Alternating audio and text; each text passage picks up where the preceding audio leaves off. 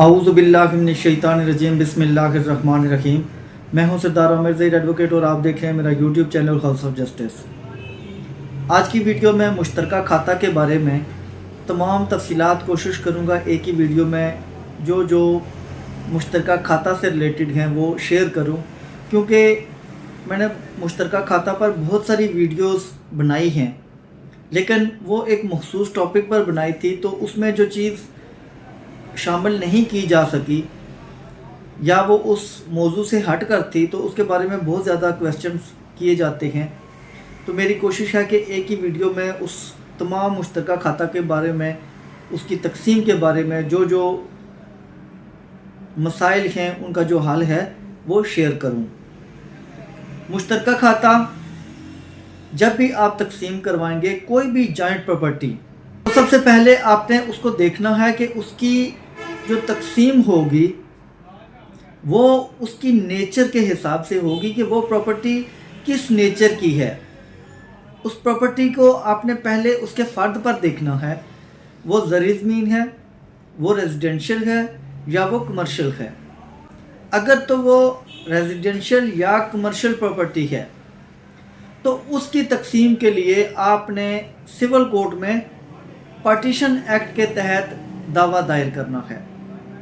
उसमें पार्टीज कौन कौन से लोग बनेंगे कि अगर एक रेजिडेंशियल प्रॉपर्टी या मिसाल के तौर पर एक मकान है तो आपने उस मकान की रजिस्ट्री देखनी है, वो जितने लोगों के नाम उस रजिस्ट्री में शामिल हैं वो पार्टी बनेंगे। या अगर एक शख्स था, उसके नाम पर उस मकान की रजिस्ट्री थी, उसकी डेथ हो गई, तो अब उसके जितने वारसान हैं, उसके बेटे, उसकी बेटियां, उसकी बेवा, एक है या एक से ज़ायद बेवा हैं, वो सारे पार्टी बनेंगे। उसके वारसान ही उसके लीगल एयर्स होंगे।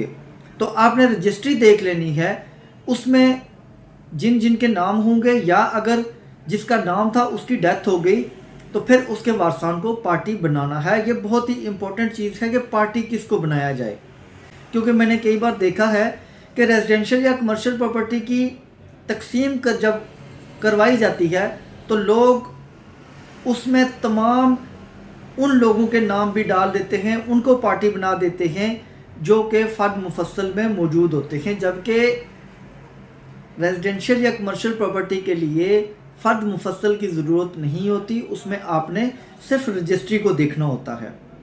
इसी तरीके से कमर्शियल प्रॉपर्टी है, उसकी भी आपने, जैसे अभी मैंने पहले जिक्र कर दिया है, आपने रजिस्ट्री देखनी है, जिसका नाम रजिस्ट्री में होगा उसको पार्टी बनाना है। या अगर जिसके नाम की रजिस्ट्री थी उसकी डेथ हो जाती है तो उसके वारसान को पार्टी बना के तकसीम का दावा सिविल कोर्ट में दायर कर देना है। अब दूसरी चीज़ है एग्रीकल्चर लैंड। एग्रीकल्चर लैंड आपको कहाँ से पता चलेगा? आप अगर फ़र्द देखें, उसके आखिर में एक कॉलम होता है, तो वहाँ उसमें देखें कि ज़मीन की जो किस्म लिखी होती है, बंजर, गैर मुमकिन सड़क, चाही, नहरी, इस तरह के मुख्तलिफ वो लिखे होते हैं। तो यहाँ से आपने देख के अगर वो ज़री ज़मीन है तो उसकी तकसीम के लिए अब आप सिविल कोर्ट में नहीं जाएंगे। उसकी तकसीम के लिए आपने जाना है तहसीलदार साहब के पास। लैंड रेवेन्यू एक्ट 1967 की सेक्शन 135 है, उसके तहत आपने वहाँ पर तकसीम के लिए दरख्वास्त दायर करनी है। लेकिन अगर आप प्रॉपर्टी जो रेजिडेंशियल या कमर्शियल है उसकी तकसीम करवाना चाह रहे हैं तो उसके लिए सिंपल सी बात है कि उस प्रॉपर्टी की रजिस्ट्री या फ़र्द ये आपको चाहिए होगा, और अगर कोई किसी की डेथ हुई है तो उसके बच्चों में तकसीम करवानी है तो फिर वरासतनामा या FRC वगैरह चाहिए होता है। लेकिन ज़री ज़मीन की तकसीम के लिए आपको थोड़ा सा ज़्यादा डॉक्यूमेंट्स रिक्वायर होते हैं। आपने सबसे पहले फ़र्द मुफस्सल लेना है जिस खेवट को तकसीम करवाना है। अब यहाँ पर जो डिफरेंस है ज़री ज़मीन और कमर्शियल रेजिडेंशियल प्रॉपर्टी में वो ये है कि कमर्शियल या रेजिडेंशियल प्रॉपर्टी जो आप तकसीम करवा रहे हैं वो सिर्फ उस मखसूस एक पोर्शन की हद तक या एक मखसूस हिस्से की हद तक है जहां आपको ऑनर्स हैं, जैसे एक मकान हो गया, अब बहुत बड़ा खसरा है तो उसमें 5 मरले पर या 2.5 मरले पर एक मकान बना हुआ है, तो आपने पूरे खसरे या पूरे खेवट को नहीं छेड़ना। आपने सिर्फ उस 2.5 मरले, 3 मरले, 5 मरले जितने पर वो मकान या दुकान वगैरह बनी हुई है उसकी तकसीम करवानी है। लेकिन ज़री ज़मीन में जो सबसे बड़ी प्रॉब्लम होती है वो ये होती है कि आप फ़र्द मुफस्सल लेंगे, फ़र्द मुफस्सल उस खेवट का लेंगे जिसमें आपकी ज़मीन वाक़ई है, आपका जहाँ पर कोई शेर है। हो सकता है वो कई 100 कनाल पर मुश्तमिल खेवट हो और आपकी हिस्से की जो ज़मीन है, आपका हिस्सा है वो 1 मरला, 2 मरला, 5 मरला थोड़ा सा हो, लेकिन आपने फिर भी जिस खसरे में आपकी वो प्रॉपर्टी वाक़ई है उस खसरे में तमाम खेवट को आपने उस खेवट का फ़र्द मुफस्सल लेना है और फिर आपने देखना है कि जितने लोगों के नाम फ़र्द मुफस्सल में बतौर मालिक मौजूद हैं, लिखे हुए हैं, उन सब को आपको पार्टी बनाना पड़ेगा। इसके अलावा फ़र्द मुफस्सल लेंगे तो साथ आपने अक्स शजरा किश्तवाड़, नक्शा अलिफ, नक्शा बे, नक्शा जीम और शराइत वाजिबुल अर्ज़, ये सारे डॉक्यूमेंट्स भी लेने हैं। इसमें जो नक्शा जीम है वो आपको दायरी से पहले ज़रूरत नहीं पड़ती, वो बाद में तहसीलदार साहब ऑर्डर करते हैं तो गद्दावर बना के देता है, लेकिन बाकी तमाम डॉक्यूमेंट्स तकसीम की दरख्वास्त देने से पहले आपको चाहिए होंगे, क्योंकि ये ओरिजिनल डॉक्यूमेंट्स उस फाइल में लगेंगे जो कोर्ट में आप दायर करेंगे। तो इसलिए ये तमाम डॉक्यूमेंट्स आप पहले निकलवा लें। वो निकलवाने के बाद आप जाकर अपने वकील साहब को देंगे तो वो आपकी फ़ाइल तैयार करेंगे। अब यहाँ पर मैंने आपको बता दिया है कि फ़र्द मुफस्सल देखेंगे, उसमें मौजूद तमाम लोगों के नाम आपने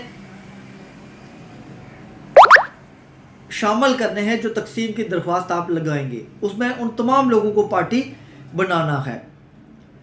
फिर इसके अलावा कुछ सवाल और भी आते हैं कि क्या मुश्तरका खाता की तकसीम के लिए तमाम जो को ऑनर्स हैं उनका राज़ी होना ज़रूरी है? तो किसी का राज़ी होना ज़रूरी नहीं है।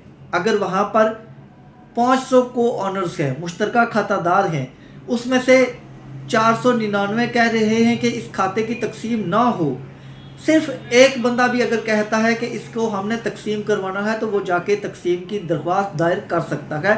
बाकी किसी का राज़ी होना ज़रूरी नहीं है।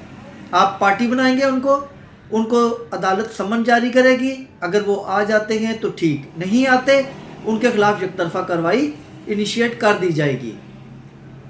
फिर एक और सवाल किया जाता है कि अगर पूरा खाता तकसीम होता है, पूरा खेवट तकसीम होता है, तो ख़र्चा मैंने क्यों करना है? तो उसका जवाब ये है कि जो शख्स तकसीम के लिए अप्लाई करेगा ये तमाम ख़र्चे उसे बर्दाश्त करने पड़ेंगे। तमाम डॉक्यूमेंट्स डेफिनेटली जब वो तकसीम के लिए दरख्वास्त दायर करेगा तो सबसे पहले उसे फ़र्द मुफस्सल चाहिए। अभी तो बाकी लोग चाहे वहाँ राज़ी हैं या नहीं राज़ी, तो वो तो डेफिनेटली आपके साथ तावन नहीं करेंगे। तो जो दायरी कर रहा है, केस फाइल कर रहा है, ये सारे ख़र्चे भी वही करेगा, किसी और को वो ख़र्चे नहीं करने पड़ेंगे। हाँ, वो अलग बात है कि अगर बाकी लोग हाज़िर हो जाते हैं तो उसके बाद वो अपने अपने वकील इंगेज करेंगे, उनकी फ़ीसें वो खुद देंगे, लेकिन जो केस की दायरी के ख़र्चे होंगे वो केस दायर करने वाला ही अफोर्ड करेगा, बाकी किसी पर वो तकसीम नहीं होगा। तो यह कुछ इंपॉर्टेंट पॉइंट्स थे मुश्तरका खाते के बारे में कि किस तरीके से मुश्तरका खाता तकसीम होगा, कहाँ कहाँ इसका फोरम है, कौन सी प्रॉपर्टी किस जगह से तकसीम होगी, और मुश्तरका खाता की तकसीम के लिए तमाम लोगों का राज़ी होना ज़रूरी है या नहीं, और इसके ख़र्चे कौन बर्दाश्त करेगा। तो ये सारी इन्फॉर्मेशन मैंने कोशिश की है कि आज आपके साथ एक ही वीडियो में शेयर कर दूं ताकि आपको कोई प्रॉब्लम ना हो। तो उम्मीद है आज की वीडियो पसंद आएगी। अगर वीडियो पसंद आई तो चैनल को सब्सक्राइब करना ना भूलिएगा। इसी के साथ इजाज़त चाहता हूँ, अपनी दुआ में याद रखिएगा। फ़ी अमानिल्लाह।